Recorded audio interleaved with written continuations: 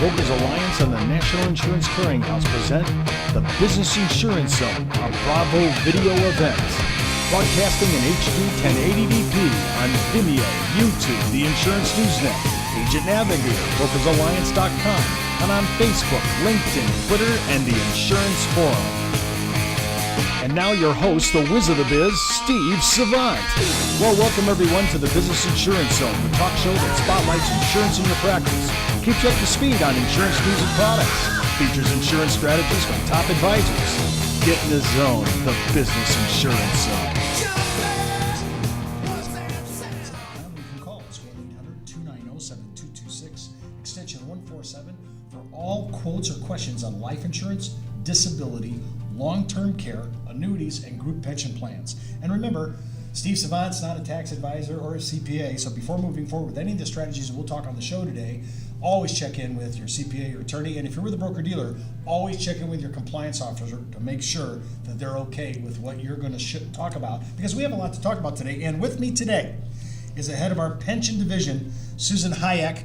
Susan, welcome to another show. How you doing? I mean, how many shows can you do here? As many as you'd like. As many as I like. Well, you may like a lot. And if you want to talk to Susan Hayek, and her name doesn't sound like that, so I have to spell her email address because I'm sorry, this is the way it is. Her email is susan.hajek@brokersalliance.com, or if you don't want to hassle that, just call her toll free, 1-800-290-7226. Her extension, 149. She is all that is group. She is the goddess of group pension. So, well, maybe not goddess, okay? Well, I'll have to kind of take your divinity away. And That's okay. But if you answer all my questions, I might elevate you. Well, thank you. Well, let's talk about today. You know, we've had you on other shows where we talked about kind of an introduction into pensions, a little bit of ERISA, a little bit of what happened in the 2006 Pension Protection Act. We've kind of talked about things like this before. Today, I kind of want to punt backwards a little bit to make sure we're all straight on basic 401ks, because as much as I keep thinking we all know this stuff, I keep thinking, well, everybody knows this, but we keep getting mistakes. We have people that do annuity work, a lot of annuity work in IRAs, 401ks, and they just go, well, Steve, I guess I don't know the numbers. I don't know what the caps are. And I want to talk about a few things. And the first thing I want to talk about, because I hear this word bantered around all the time, Susan, and I'd like to get the straight skinny on this issue, this phrase that we invented called safe harbor. You know what? It sounds like a dock I should be docking my boat in, right? Right. I mean, what's with safe harbor? Well, basically what that is based on all of the laws that govern these types of plans, what they're saying is that if you follow the safe harbor laws, you're safe from certain elements of testing, of other things that are involved in the law. A good example here is discrimination testing. The plans are all set up. Any kind of qualified plan is set up, and the intent is for it to not discriminate in favor of highly compensated employees versus non-highly compensated employees. And there's a test in a 401k environment called the ADP-ACP test, which is the average deferral test, average contribution test. Let's just repeat that a little slower. Sure. I'm writing as fast as I can. No problem. ADP and ACP. And ACP. Right, average deferral percentage test. I felt test. like I tore that A thing. Didn't I tear that thing? That's okay. No, that's your ACL. Oh, my ACL, okay. ACP, and these are governing regs then? Yeah, they're discrimination testing. What it's doing is you're taking the average deferral percentage or the average contribution percentage of the highly compensated employees versus the non-highly compensated employees in the plan. You're trying to make sure that the plan is not discriminating in favor of the highly compensated employees. Let's take, for an example, a 401k plan. The owner is probably going to be making more money than some of his average employees. And therefore, he's got more money potentially from a discretionary perspective to sock away into the plan, i.e. in a deferral environment. We talked a little bit earlier about 402G limits, which is the deferral limit for 401k plans, and that is $16,500 for 2011. So the thought process is, whatever percentage of that is to the compensation of that person, the non-highly compensated employees, their percentage has to be in line. There's a range. It's called the 2 times 2 plus 1.25 test. And we won't go into those details, but so basically... even though as an employer I might be able to fund more, right, the safe harbor rules restrict by the basis of the census of all my other employees and how they're compensated. Well, actually, what the safe harbor rules do is they make it so that I don't have to do that testing. In a non-safe harbor plan, I'm required to make sure I don't discriminate. In a safe harbor plan, what's happening is I, as an employer, am making a commitment to either make a match, a certain percentage of a match, or a certain type of an employer non-elective contribution. Remember, defined contribution plans are elective plans, meaning I have discretion over whether or not I want to make a contribution. What the governing rules are saying is, to be safe harbor, I don't get that discretion anymore. If I automatically want to put in a 3% employer non-elective, meaning I have to make that contribution, then I don't have to do my non-discrimination testing anymore. It automatically is deemed to pass because as an employer, I'm making that So contribution. is a safe harbor kind of a boilerplate already set up, and if you're within that, you're fine? A safe harbor plan, it's added onto a plan to be run as a safe harbor, and if you're doing that, then you don't have to worry about highly comps versus non-highly comps. Basically, it allows the people to just put in the money that they'd prefer to. So it's made it a little simpler, then you don't have to do all the compliance and all the testing and everything that goes with it. Well, there's still other testing you have to do, such as coverage. You got to make sure a certain percentage are covered. They're still top heavy. If a plan and more than 60% of the assets are to the highly compensated employees versus non-highly compensated employees, you still have to account for that. But this gets rid of that discrimination testing, which previously in 401k plans has been a deterrent to employers actually even establishing the plans. Is safe harbor only exclusive to 401ks, or do they use that application in other plans? Well, there are safe harbors that exist in other types of plans as well, but it's widely known in the 401k environment because of the capability then to forego the ADP ACP Oh, testing. I like that. It makes it simpler. Now, do I still have to cross-test, though, even though I'm a safe harbor? Or no, that eliminates that. Well, cross-testing is different. That's not what it does is cross-testing is a methodology in order to utilize the age of the employees in the plan, typically the owner, who's a little older, to leverage the contribution that's being able to be made. Okay, so what's happening in a cross-testing environment is you're dictating with the plan document that you want to potentially calculate your employer contribution as a cross-tested contribution as opposed to just a regular contribution. When I'm looking at individual 401ks, and I know they're safe harbor, I'm assuming they're labeled that way, or you already know that going in, Well, or do we have to design it to that? One individual 401k plan is for one person. Basically, that's a single employee. They're running their own business, or they've just got that one income. They don't have any employees, and that's basically what an IK. People call them IKs, individual Ks. So it's set up. You still have the same deduction limits. You know, the 16.5 for a deferral. You still have the capability of putting up to 25% of your income into the plan on an employer contribution perspective. You still have all that, but it doesn't cover any other employees except yourself. That's why they call them individual 401ks. And this is when we think about individual 401ks and the safe harbor. Are there safe harbor rules for the same thing like in Roth IRAs, or no? Well, the safe harbor would actually be part of the actual plan itself, which would be the 401k plan. So yes, if you had a Roth 401k plan, the safe harbor would still apply from the standpoint of testing any of the deferrals that are made to the plan. But Do you have information on this that's easy to understand if a producer wants to kind of see, well, what are the rules of engagement here? I'm hearing you talk about cross-testing, which is totally different. Sure. I'm talking about safe harbor. Do we have things we can hand them out? You know, give them handouts that talk about this. we do. That will be a little bit from a basic perspective, yes. There are some basic handouts that are available that say this is what a cross-testing plan is, this is what it means, this is a 401k plan, yes. If you want that, just go ahead and write Susan at her email, susan.hajek@brokersalliance.com, or you can call her 1-800-290-7226 for extension 149.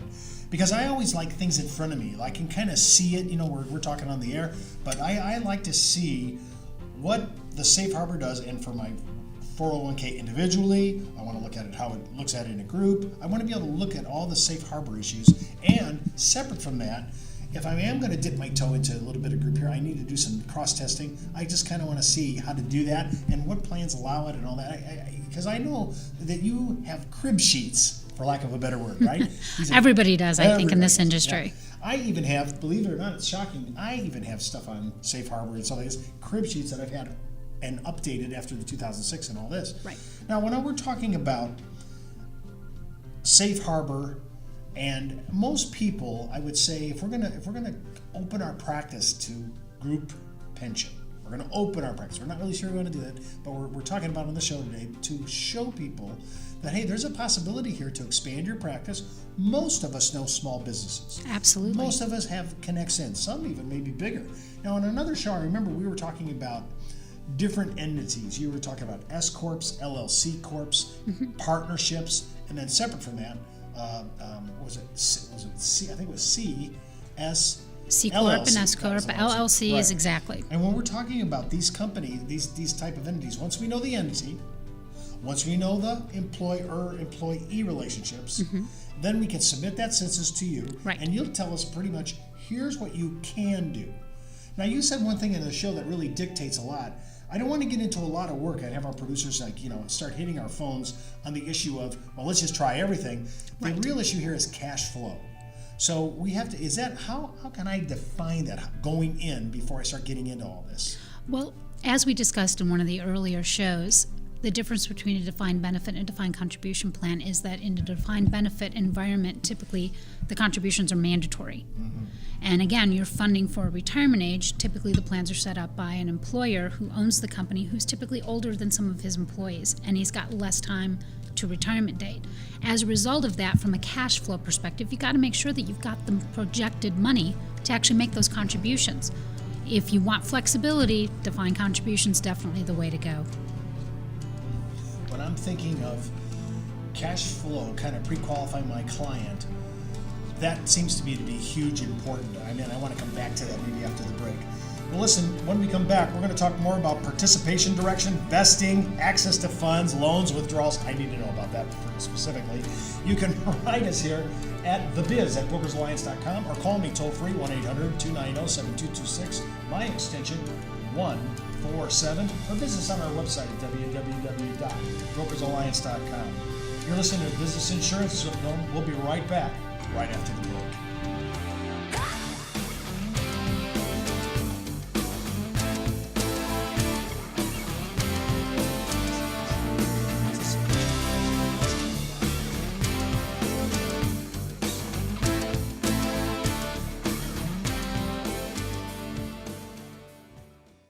Steve Savant here. For years, I've heard that less than 2% of all term life insurance ends in a claim. That's not many, and clients had to die to receive the benefits. That's the old term insurance. Now start selling term insurance. The term insurance that covers your client through a chronic illness, a catastrophic event, or a terminal diagnosis, and pays their monthly premium during extended periods of unemployment. What term life insurance can do all that? Western Reserve Alliance Advantage Term with living benefits. No other term insurance product bundles so many solutions to life's unexpected problems. And all in one policy. So for more information, call Brokers Alliance 1-800-290-7226. Stop selling the old term. Start selling the new.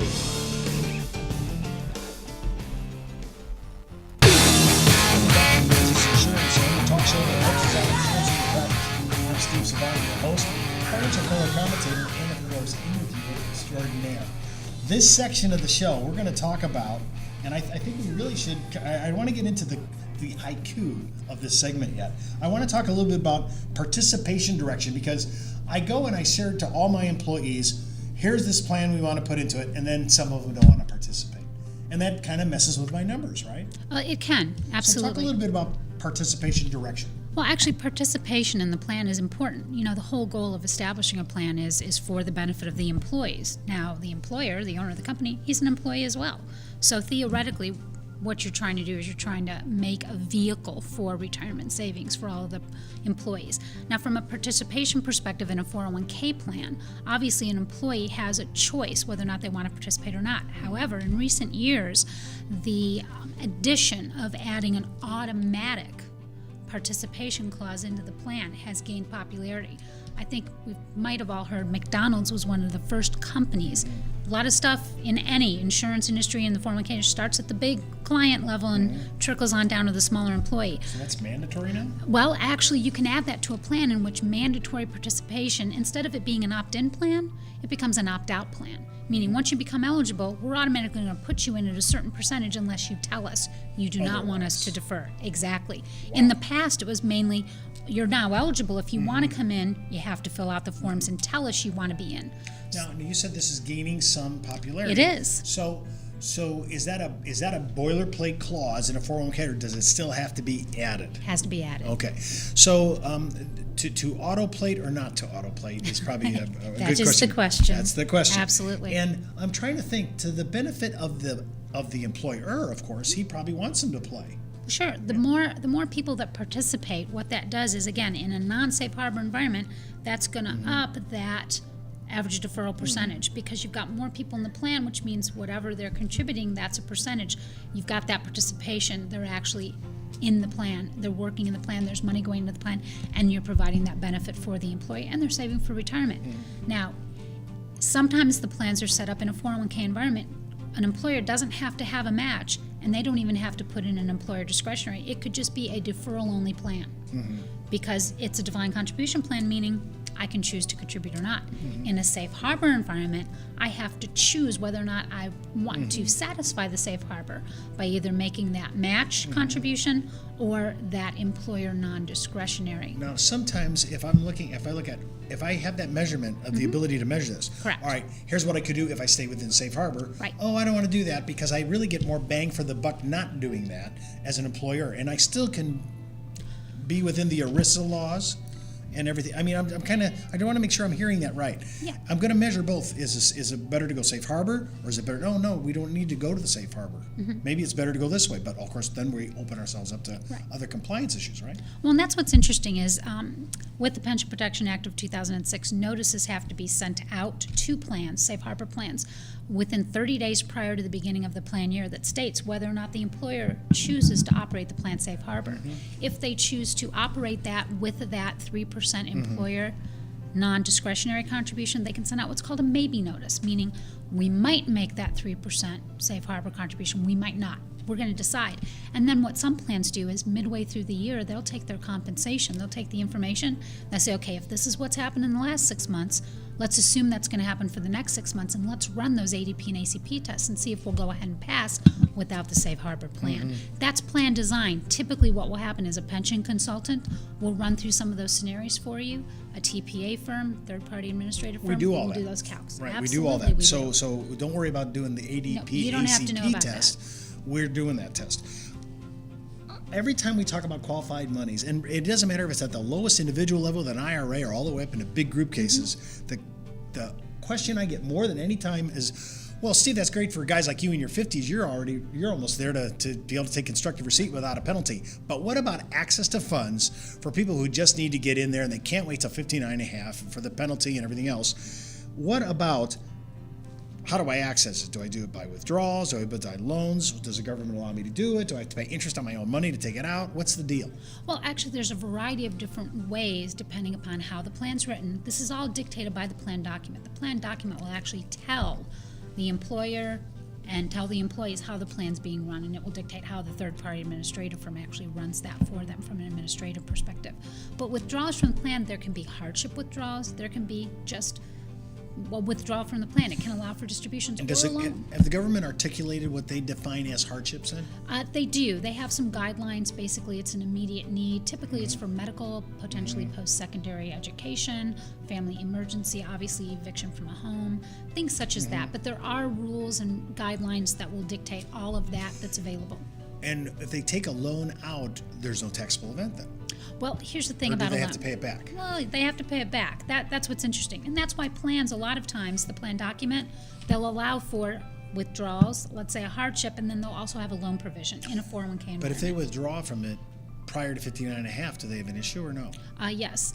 If you're taking money out of a qualified plan prior to 59 and a half, On a withdrawal. On a withdrawal, typically you are going to pay a 10% penalty, and then it's going to be taxed as ordinary income for you. But could you take it in lieu of that? Who wants to do that? Not me. Right. So I want to take take a loans. loan. Right. You could take a loan, and what will happen is most plans, the predominant and prevailing interest rate will be prime plus maybe 1 or 2%. So let's say today you take the prime plus 1, you want to take a loan for $5,000, Steve. There are limitations. Statutory requirements say you can only take 50% of your vested account balance in the funds in which you're able to take out. Now, when I'm calling account, I'm talking, does that include employee deferral money? Does that include rollover money? Does that include any employer match money? Does that, what does that all include in the plan? And then you could take out 50% of the vested account balance or $50,000, whichever is less. On a loan. On and a loan. whatever that interest rate is, and the interests are pretty low now, so if you actually, in an emergency, had to do that, you could do that. If the plan has a loan provision. Oh, Now, so it's not auto-plated inside the plan. it's not. Most 401k plans do offer a loan provision, but again, that's something that would be added as a provision of the plan. Now, as you stated, the loan has to be paid back. You have to pay the loan back. If the loan's taken for anything other than a primary residence, the loan has to be paid back within 5 years. 5 years. And But you have to what if make it it- is a primary resident? It can be 15 years. Wow, they spread that out pretty They long do. time. They allow you to take it out. Then you have to make at least quarterly payments. Now, what most people do is they will take out the loan payment back based upon the actual payroll deduction frequency. So let's say I work at a company, I'm getting paid twice a month, 15th and the 30th, and I take out a loan. Basically, I'm going to be paying that back. I'm going to do my amortization schedule where I'm making 2 payments a month. So I'm making 24 payments a year, and then for the 5 years, I've got that all figured out. I'm thinking people don't mind putting away for the future. They Sure. know the need is there. We're all going to be living longer, so we got to do it. But life happens. It does. Events happen in your life, and sometimes you just got to get to your money, and especially in a housing market like this, that's a big key. Especially education, that's a big key. Correct. So there's ways of accessing it in there, and of course we have information on this. If you want to write us, we'll just be happy to do it. You can write Susan direct on her email, susan.hajek@brokersalliance.com, or just call her direct if you can't remember the name. It's on our site, so you don't have to worry about that. But it's 1-800-290-7226, extension 149. When I'm thinking about vesting, that's another issue, right? It's kind of a complicated issue, but vesting. Am I vested in a 401 most of these 401ks? Or is it a provisional issue? I have to look at what my contract says, or can I walk from do I have to actually leave my money alone while I'm with the company? I just can't take it out and roll it into an IRA until I leave? You bring up a lot of good questions there, Steve. First of all, vesting. Whenever you're dealing, and I'll stick with 401k plans at this point in time. In a 401k environment, any deferral money as an employee that I put in is always 100% vested. So it's always accessible to me if I meet one of the qualifying requirements to go ahead and take money out of the plan. Obviously, if I've got provisions for withdrawals, or I've got in-service withdrawals is what we would call it. I'm still working at the company, but I want to take a withdrawal. Things like that will happen. Typically, an employee won't take the money out unless they've either left, terminated employment, or they're actually getting ready to retire, or they need the money for something else. From a vesting perspective, though, any employer money, let's say any profit-sharing money that an employer elects to put in, that is can be made subject to a vesting schedule. But probably the most stringent vesting schedule that you can make would be a 6-year graded, which means every year I meet participation requirements or eligibility requirements from a vesting perspective. I am accumulating an additional 20% of the capability to keep the money that's been deposited for me. And this is going to be specific to every plan. I mean, it can be customized. Yes, Well, and you can choose. I'm trying to think of, is there a difference? I'm curious, and you may not know this. A vesting schedule I kind of get. Is that different than an employment agreement? Absolutely, totally different. Totally different. Right. So even though in my head it sounds similar, but it really isn't. It isn't. Okay, but that provision has to be put into the plan, the vesting, and again, the money you put in is Always 100% vested. But if there's any match from the employer, he could require some kind of duration. He could in a regular 401k plan design, in a safe harbor plan design, which we discussed a little bit earlier. Safe harbor contributions are always 100% vested. When I think about accessing, or investing, so is the vesting schedule going to also override my ability to access loans? I mean, I'm trying to think of there's games probably to be played here, right? Oh, I'm not really vested, but I have these loan provisions that let me allow to get in. Yeah. Let's take, for example, a 401k plan. What is commonly referred to in the industry as types of money. I have employee deferral, that's a type. I have employer matching. We're just going to make this up as we go along. That's a type of money as well. And then maybe I have an employer discretionary account where if my employer's made money, they might put in a profit share and kick it in every once in a while. Let's say last year they did. They gave me a $1,000 contribution. I've got a vesting schedule on the employer. The employee deferral and my safe harbor, that's always 100% vested. The loan provision in the plan can dictate that the fund sources that are available for use to take out a loans are only the employee deferral and maybe only the employee any safe harbor contribution, that I might not be able to take into consideration any balances that are held in or have been put in for me from the employer on a discretionary matter or even rollover money. So the money inside the plan has its own subset category Correct. definitions, it sounds like. So we're looking at, I have these types of monies, then the definitions of how I can access these types of monies. Exactly. In each type of plan, which can be completely customized. Right. Well, I got to tell you what, I feel like I'm going to need to be an attorney by the time I'm done figuring out what I can and cannot do. Yeah, but we can make it easy for you. And that's why you can call Susan at 1-800-290-7226, extension 149. Don't call me. Well, I want to thank you for being on our show, Susan. Thanks again, Steve. I always appreciate it. Learning about group pension, qualified money, I love it. Remember, you can write me at thebiz@brokersalliance.com or call me 1-800-290-7226, my extension 147, or hop out to our website, www.brokersalliance.com. I'm Steve Savant, and you're listening to the Business Insurance Zone. Well, that's the buzz on the biz for today. Get into the zone, the Business Insurance Zone. This has been a Bravo video event of the National Insurance Clearinghouse and Brokers Alliance, one of the largest distributors of insurance products and services to a nationwide network of insurance professionals. You can contact Brokers Alliance at brokersalliance.com or 1-800-290-7226, extension 147.